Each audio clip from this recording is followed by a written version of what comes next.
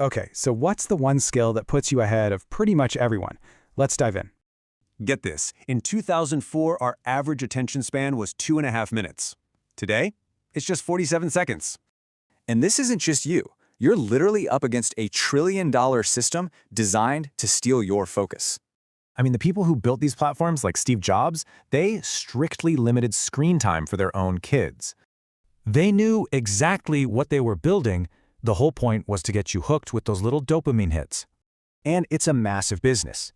Last year, Google and Meta made nearly $500 billion just selling our attention. And now it's not even humans doing it. AI is constantly optimizing how to keep your attention hijacked. But here's the scary part. We've been so well trained that we now interrupt ourselves almost half the time. And every single interruption costs you 23 minutes to get your focus back. It completely shreds your day. See? This proves it's not a willpower problem. It's a systems problem. A famous study showed that just having your phone nearby, even turned off, literally drains your brain power. So to win this war, you have to redesign your system. You have to guard the gate to your mind.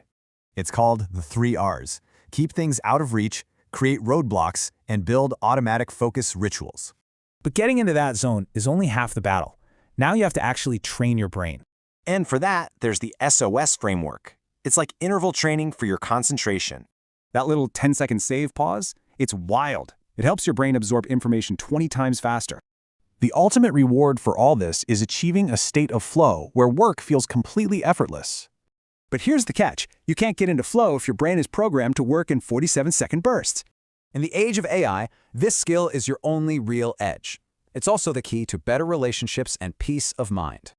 Because anyone can do shallow work. The real question is, can you go deep when AI can't?